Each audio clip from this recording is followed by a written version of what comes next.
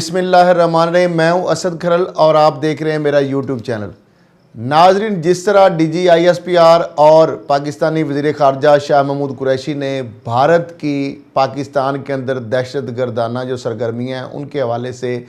جو اہم دستاویزات سامنے لائے ہیں، جس طرح آڈیو ویڈیو اور ان کی ٹرانزیکشن کے ثبوت، کس طرح بھارت جو ہے پاکستان کے اندر دہشت گردی کروا رہا ہے، پورا ایک نیٹ ورک جس طریقے سے بے نقاب کیا ہے، اور اب اس کے بعد بھارت جو ہے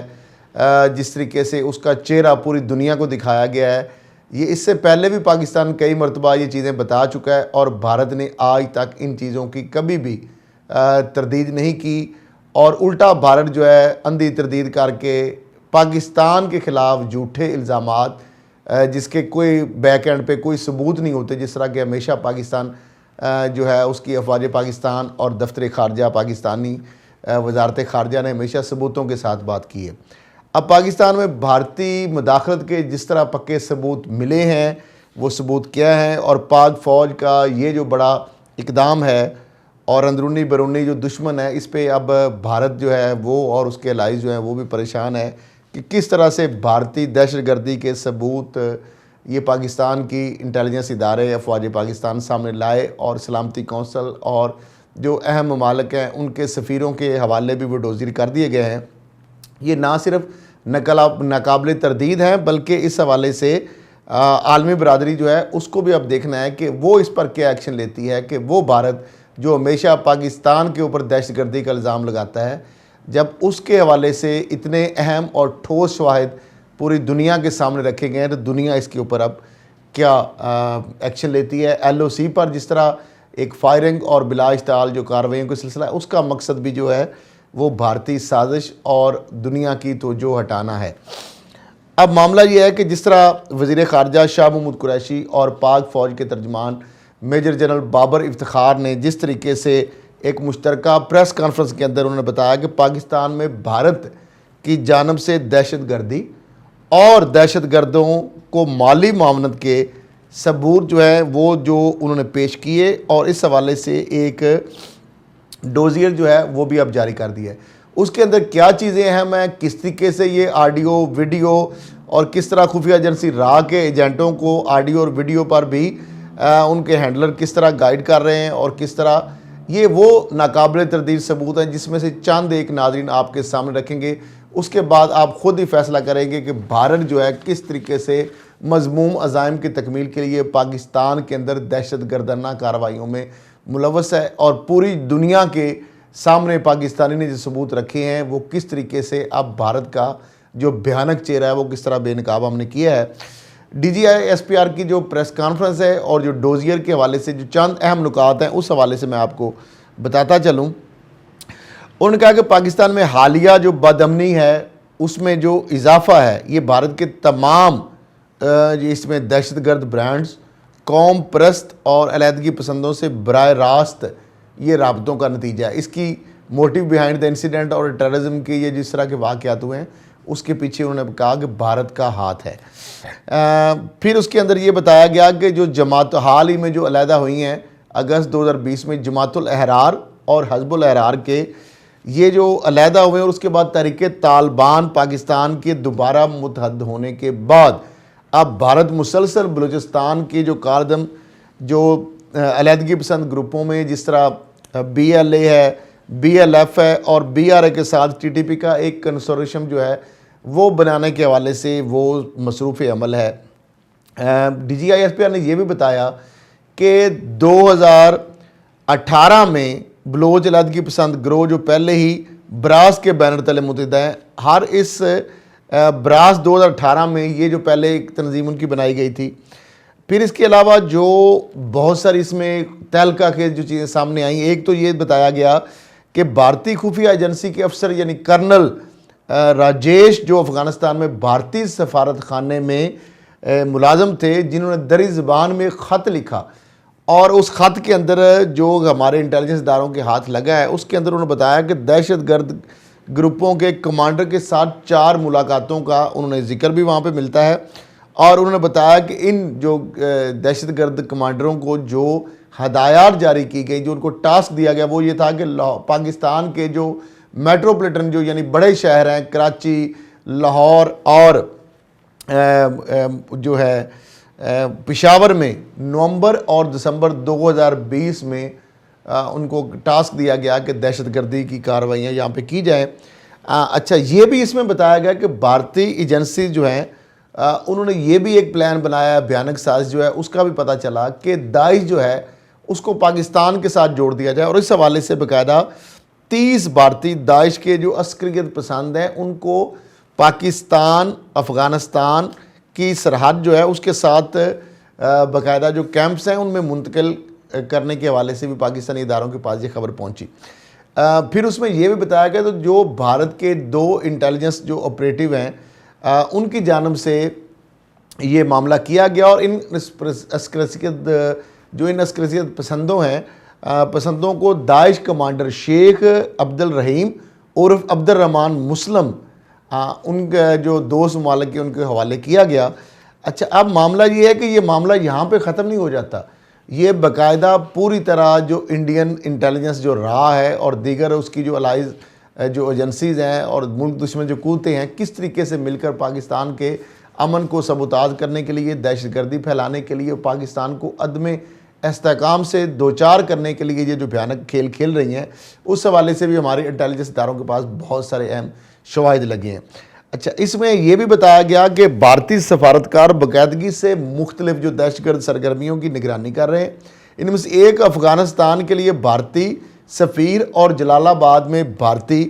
کونسلر نے تحریک طالبان پاکستان اور علیحدگی پسند جو بلوچ گروہوں کو مالی مدد فراہم کرنے کے لیے شراکت داروں سے تفصیلی بات چیت۔ بہت سارے پاکستانی اداروں کے پاس وہ آڈیو اور ویڈیو ٹیپس بھی موجود ہیں، پھر ٹرانزیکشنز کی ڈیٹیل موجود ہیں، کس طرح کن بینکوں کے ذریعے کن کے ذریعے کب کتنی اماؤنٹ جو ہے وہ دہشت گردی کے لیے انڈیا نے کی، اور اس کے لیے کون کون سے چینل کو استعمال کیا گیا۔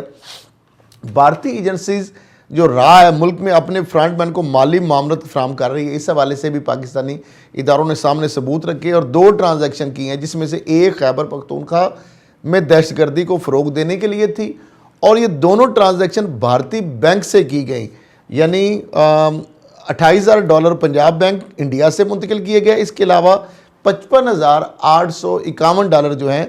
اس کی جو ٹرانزیکشن بھارتی شہری منمیت کی جانب سے نئی دہلی میں بھارتی بینک سے کی گئی، اور اس رقم کو افغانستان انٹرنیشنل بینک میں وصول کیا گیا۔ یعنی یہ پوری ایک منی ٹریل جو ہے ٹرانزیکشن ہے، مالی معاونت کی پوری ایک تفصیل یہ سامنے آ رہی ہے اس ڈوزیر کے اندر۔ اچھا، پھر اس کے اندر یہ بھی بتایا گیا کہ راہ نے افغانستان میں بھارتی سفارت خانے کا استعمال کیا اور اس کو استعمال کرتے ہوئے ٹی ٹی پی کمانڈر سے ملاقاتیں کی۔ اس سلسلے میں دری میں جو موجود خط ہے وہ واضح کرتا ہے کہ بھارت نے ٹی ٹی پی قیادت کو اپنے شراکت دار، یعنی بھارت نے جو تحریک طالبان پاکستان کالعدم تنظیم ہے اس کو اپنے شراکت داروں کے ذریعے ٹی ٹی پی قیادت کو $8,20,000 ادا کیے۔ یہ وہ چیزیں ہیں جس سے بھارت کا اصلی جو چہرہ دنیا کے سامنے پاکستانی ادارے لائے ہیں۔ انہوں نے یہ بھی بتایا کہ سی پیک جو بیسیکلی اصل جس سے مرور اٹھ رہے ہیں بھارت کو، وہ ٹارگٹ ہے، اور اس کے لیے 700 اس کو سبوتاژ کر بھارت نے بلوچستان میں دہشت گردی کے لیے 700 افراد کی ملیشیا کھڑی کی اور 24 اراکین پر مشتمل ایک کمیشن تشکیل دیا، جس میں 10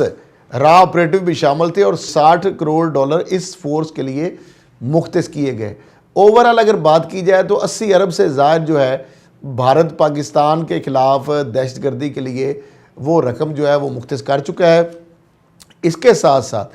اب بھارتی جو سفارت خانہ انسانی مدد کے کام اور بلوچستان منصوبوں کی آڑ میں، یعنی ہیومنٹیرین گراؤنڈ، انسانی ہمدردی اور ان منصوبوں کی آڑ میں قوم پرستوں کو ایک بھاری رقم ادا کر رہا ہے۔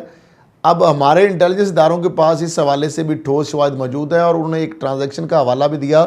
کہ $2,33,05,000 کی 4 ٹرانزیکشن کے ثبوت موجود ہیں، تاہم یہاں پیش اس لیے ان کا نہیں کی جا رہی کہ تاکہ بلوچستان میں بد امنی کے لیے قوم پرستی کو جو اس حوالے سے چونکہ کیس کے اوپر یہ اثر آ سکتا ہے اور یہ ایویڈنس جو ہے ان کو ٹیمپرڈ کیا جا سکتا ہے، اس لیے بہت ساری چیزیں ابھی یہ جسٹ لائک 10% بھی شاید ان چیزوں میں سے جو ہمارے اداروں کے پاس موجود ہیں جو ریویل ابھی نہیں کی۔ اور پھر اس میں قوم پرستی کو جو ہے اس $50 لاکھ جو ہے وہ ادا کیے گئے۔ اچھا، اس کے علاوہ سرفراز مرچنٹ اور طارق میر کے اعترافی بیان میں بھی یہ واضح کیا کہ الطاف حسین گروپ جو ہے اس کو 2 بھارتی کمپنیوں یعنی JVGT اور پارس جویلری جو ہے اس کے ذریعے را کی جانب سے مالی آمد فراہم کی جاتی رہی اور را سے 32,30,000 ڈالر جو ہے منتقلی کے شواہد ہیں یہ بھی موجود ہیں۔ اس کے ساتھ آگے ہم جا کے اور بھی اب ڈوزیر کے اندر جو بہت سارے اہم انکشاف ہوتے ہیں اس حوالے سے بتایا گیا ہے کہ دہشت گردی فنڈوں کے علاوہ بھارت اسلحہ، گولہ بارود اور IEDs کے ذریعے مختلف تنظیموں کی مدد بھی فراہم کر رہا ہے۔ را کی معاملے سے چلنے والے 6 دہشت گردوں کے ایک گروپ کا بھی ہمارے انٹیلیجنس اداروں نے پتہ لگایا ہے جس کا 29 جون 2020 کو پاکستان اسٹاک ایکسچینج حملے میں تعلق تھا اور وہ پاکستان میں دہشت گرد جو سرگرمیاں انجام دینے کے علاوہ مختلف دہشت گرد گروہوں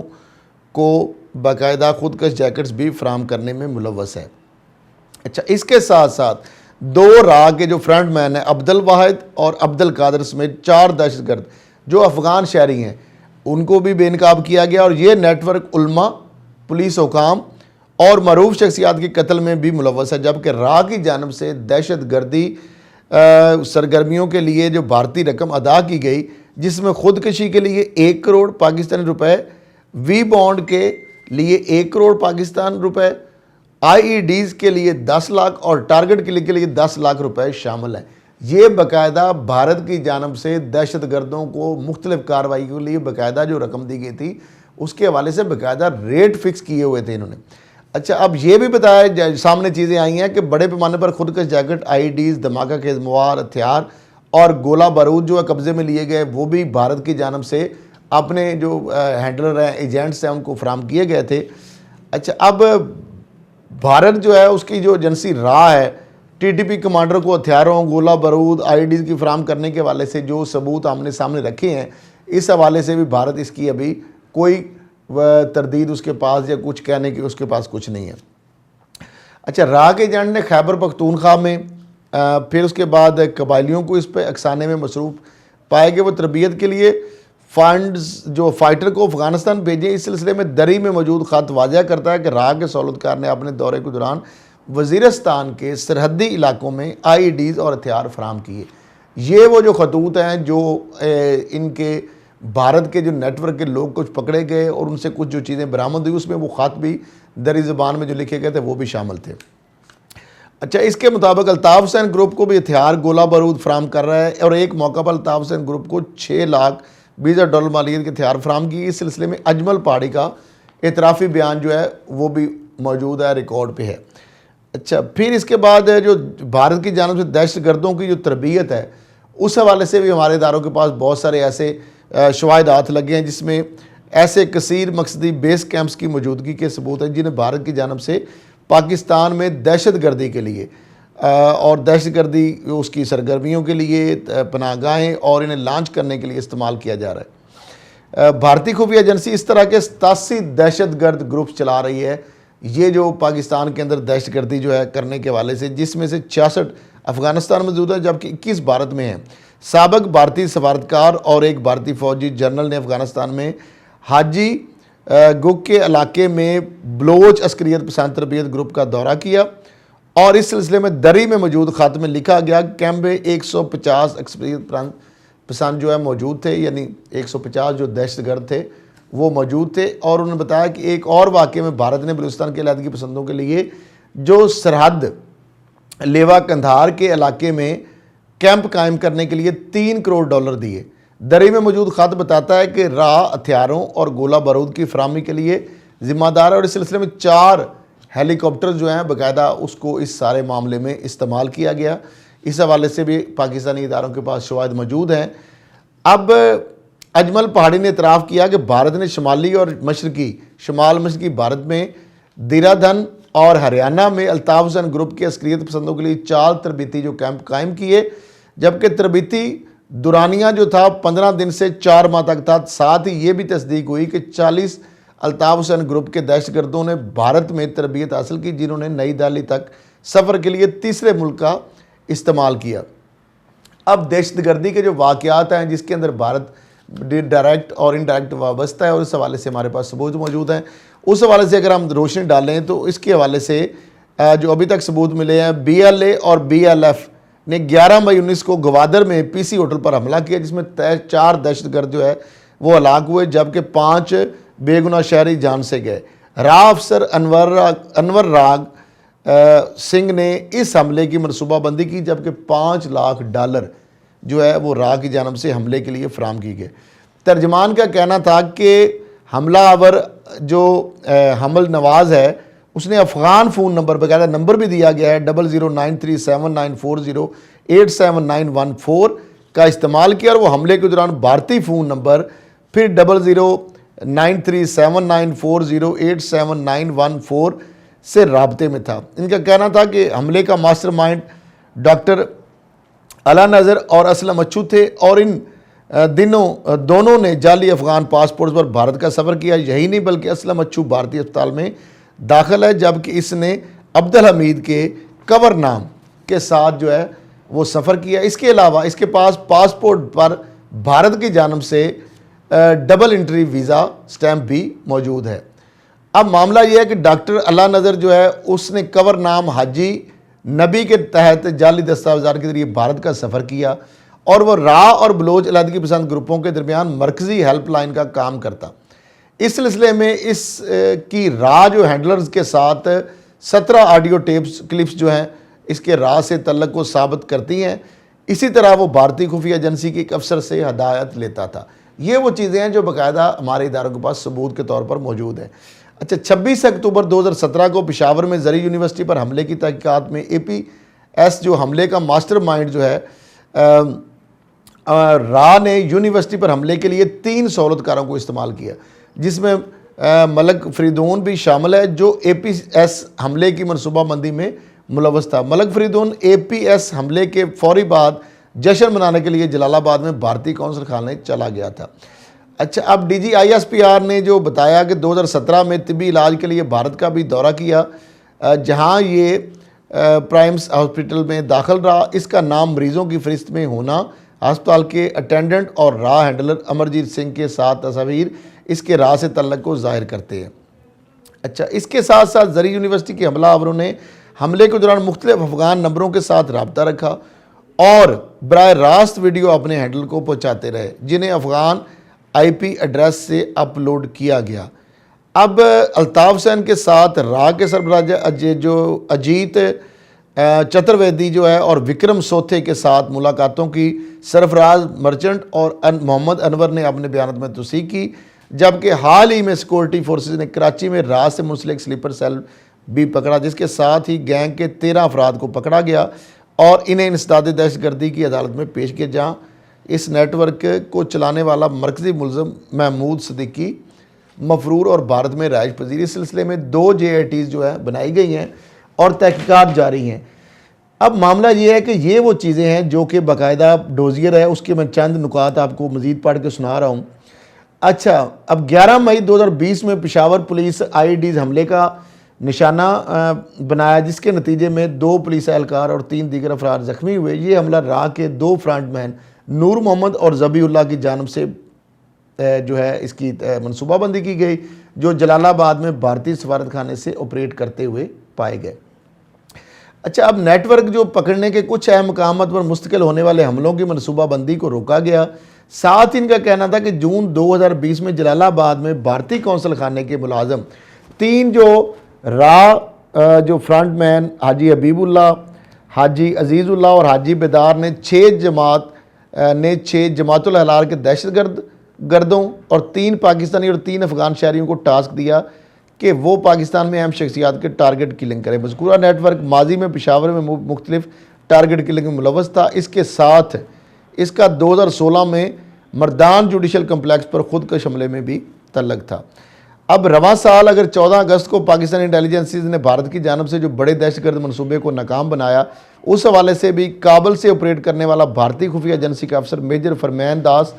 حملے کی منصوبہ بندی کر رہا تھا۔ اس نے مائنز، راکٹس اور دھماکہ خیز مواد کی نقل و حمل کا انتظام کیا تھا، جسے برآمد کر لیا گیا۔ اب یہ network hub Mastung, Quetta اور سراب میں راہ کے کہنے پر 7 دہشت گرد حملے پہلے بھی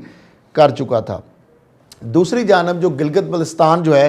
اس حوالے سے اور آزاد کشمیر میں عدم استحکام کی جو بھارتی کوششیں ہیں اس حوالے سے بھی پردہ اٹھایا گیا ہے کہ بھارت آزاد جموں کشمیر اور گلگت بلتستان کو غیر مستحکم کرنے کی جارحانہ انداز میں خفیہ ایجنڈے پر عمل پیرا ہے۔ اچھا، اس کے بھی شواہد موجود ہیں کہ عام شہریوں اور فوجی اہلکاروں کو نشانہ بنانے کے لیے آزاد جموں کشمیر آئی ڈیز لگانے میں ملوث ہے۔ جنوری 2016 کے بعد سے 60 آئی ڈیز لگائے گئے تھے، ان میں سے 38 پھٹے، جس کے نتیجے میں 13 شہری اور 46 فوجی اہلکار شہید ہوئے، جبکہ بقیہ 22 آئی ڈیز کو کامیابی کے ساتھ نیوٹرل کر دیا گیا۔ اب اس کے ساتھ 9 وائس جو نوٹس ہیں موجود ہیں، جس میں بھارتی خفیہ ایجنسی کے افسران کے ملوث ہونے کی یہ بھی تصدیق ہوئی۔ ان کا کہنا ہے کہ ایسے ہی ایک وائس نوٹ میں یعنی 9 وائس نوٹس وہ ہیں اور ایک وائس نوٹ جو ہیں اس میں افسر آئی ڈی لگانے کے طریقہ کار کی باقاعدہ وضاحت کر رہے ہیں۔ اچھا، اہم شخصیات کو ٹارگٹ کلنگ کرنے کے لیے ایک نیٹ ورک کے قیام کی کوشش کر رہی ہے، جس میں 5 سے 8 کروڑ تک کے انعامات ہیں۔ اب اس کے ساتھ ساتھ گلگت بلتستان کی صوبائی حیثیت دینے کے بارے میں پاکستان میں تبادلہ خیال کے بعد نئی دہلی میں وزارت داخلی امور کے ایک اجلاس ہوا، جس میں باقاعدہ عہدیداران نے منفی رد عمل کو متحرک کرنے کے طریقہ کار پر تبادلہ کیا ہے۔ ان کا کہنا تھا کہ طریقہ کار میں کشمیر اور گلگت بلتستان میں مختلف تخریبی کارروائیاں کرنے کے لیے دشمن عناصر کو متحرک کرنا، بڑے عوامی اعتماد پر دہشت گردانہ حملے کرنا اور آزاد جموں کشمیر میں کسی قوم پرست یا مذہبی رہنما کا شامل ہے۔ اب بھارت پاکستان میں معاشی جارحیت کے لیے جو فورم ہے سیاست کرتے ہوئے فائنینشیل ایکشن ٹاسک فورس جو ہے اس کی گرے لسٹ سے باہر نکلنے کی پاکستان کی کوششوں کو سبوتاژ کرنے جو ہے اس کی بھی کوشش کر رہا ہے، اور اس حوالے سے جو شواہد پاکستان کو ملے ہیں کہ پاکستان کی حیثیت کو کم کرنے کے لیے فروری سے اپریل 2018 کی کس طرح وسیع پیمانے پر لابنگ کی گئی، جس کے نتیجے میں جون 2018 میں ہم گرے لسٹ میں آ گئے۔ ڈوزیئر کے جو اہم نکات ہیں اس میں بھارت پر زور دیں کہ پاکستان میں دہشت گردی کی اسپانسرشپ روکے۔ اب یہ جو ملکی جو دیگر ادارے ہیں یا دیگر جو سفرا ہیں ان کو ساتھ جو کیا گیا، یہ جو ایکسچینج کیے گئے، اس میں نکات جو بتائے گئے ہیں، پاکستان میں دہشت گردی اور دہشت گردوں کی مالی معاملوں میں ملوث تمام عناصر کو متعلقہ مقامی اور بین الاقوامی قوانین کے تحت انصاف کی کٹہرے میں لایا جائے۔ پاکستان نے اہم بین الاقوامی شراکت داروں سے پہلے بھی تفضیلات کا اظہار کیا۔ اب ہم دنیا کو ناقابل تردید ثبوت پیش کر رہے ہیں۔ بھارت کی پاکستان میں براہ راست ریاستی دہشت گردی کے نتیجے میں معصوم انسانوں کی جانوں کا ضیاع ہوا۔ بین الاقوامی برادری ایک ریاست کی جانب سے بدمعاش رویے پر آنکھیں بند نہیں کر سکتی، جو عالمی قوانین اور اقوام متحدہ کے کنونشن پر عمل کرنے سے انکاری ہے۔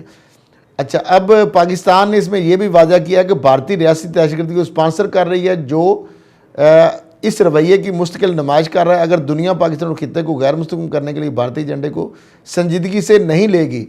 تو ڈر ہے کہ جوہری طاقت کے حامل جنوبی ایشیا میں امن و استحکام کی ترجیح محسوس نہیں ہوتی۔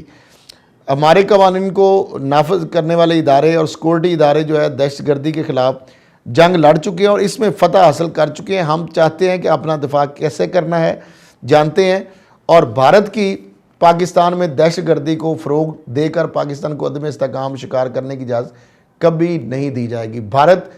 تسلیم کرے یا نہ کرے، لیکن یہ تمام اہم طاقتیں جانتی ہیں کہ بھارت پورے خطے کے لیے خطرہ ہے۔ انہیں بھارت کو پاکستان کے خلاف دہشت گردی کی اسپانسرشپ سے روکنا چاہیے۔ ہم پر